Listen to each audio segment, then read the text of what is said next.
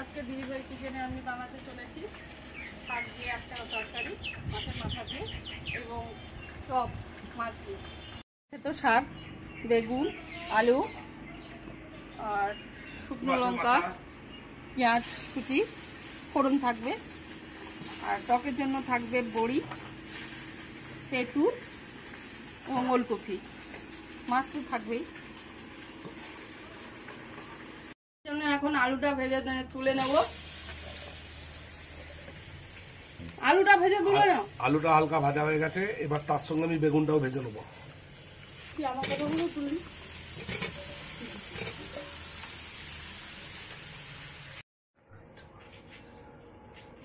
নিয়ে আসো জলদি।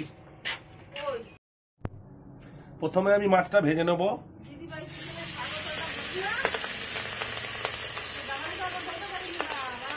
মহা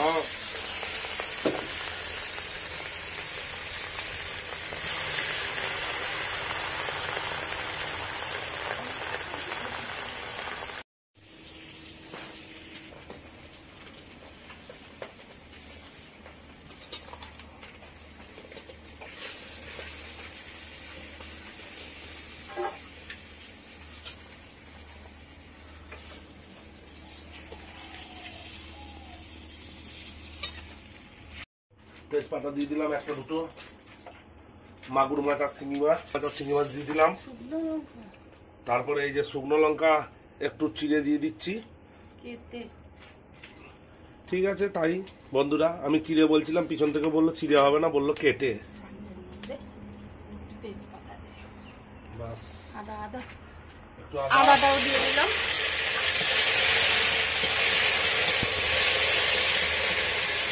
আদাটা ভাজা হয়ে গেছে, এখন আমি পেঁয়াজ দিয়ে দিচ্ছি। পেঁয়াজ দিয়ে দিচ্ছি।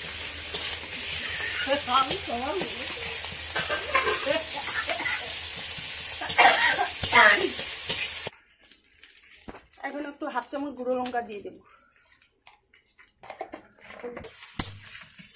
এখন 1 চামচ হলুদ দিয়ে দেবো।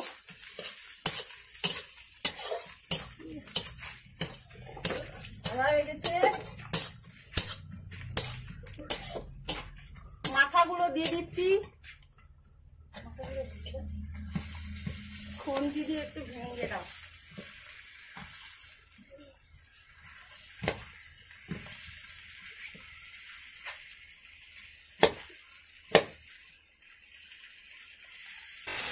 শাকটাও দিয়ে দেবো।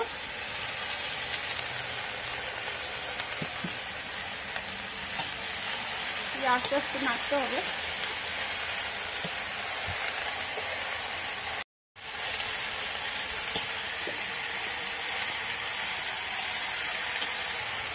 সামান্য একটু লবণ দিয়ে দিলাম শাকগুলোকে জীর্ণ করার জন্য। হয়ে গেছে, এখন আমি দিয়ে দিচ্ছি এর মধ্যে সর্ষে বাটা। সর্ষে বাটা দিয়ে কিছুক্ষণের জন্য এটাকে ফোটাবো, সেদ্ধ হয়ে যাবে। তখন একটু পরে নামিয়ে নেবো।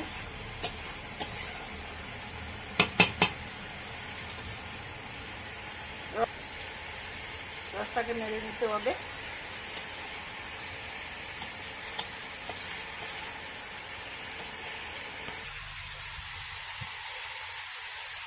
শাক তরকারিটা হয়ে গেছে, জল মরে গেছে। শাক তরকারিটা এখন তেল ছেড়ে দিয়েছে। শাক তরকারিটা এখন আমি নামিয়ে নেব।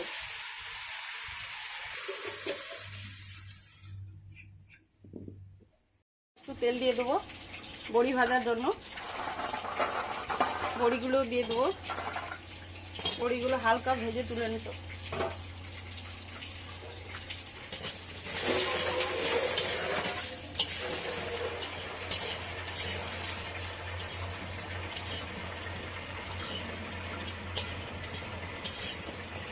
বড়িগুলো আমার হালকা ভাজা হয়ে গেছে, এখন আমি বড়িগুলো তুলে নিচ্ছি।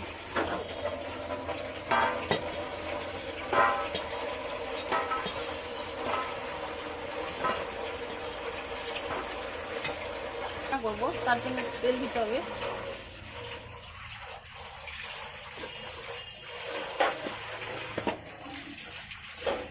ফোড়ন দিয়ে দেবো। তেঁতুলের জল, তেঁতুলগুলো গুলে নিয়েছিলাম, এখন দিয়ে দিচ্ছি।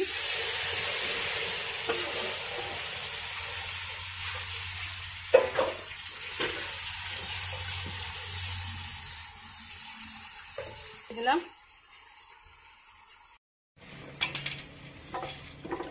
ওই ওলকপি দেখাচ্ছি ওলকপি। এরপর ওলকপিগুলো টকের মধ্যে দিয়ে দাও।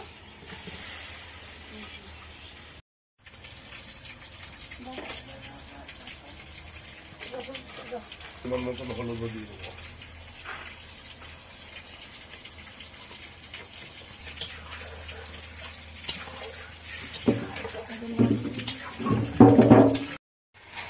দিয়ে দিচ্ছি বড়ি।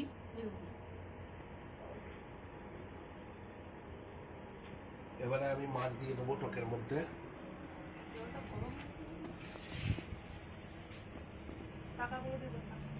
চাকাগুলো দাও।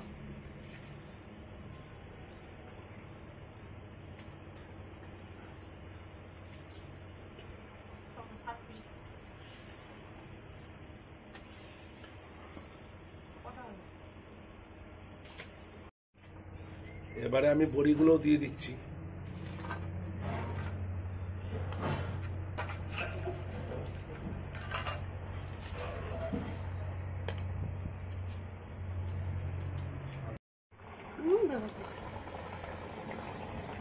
টকটা আমার হয়ে গেছে, এখন আমি নামিয়ে নেবো।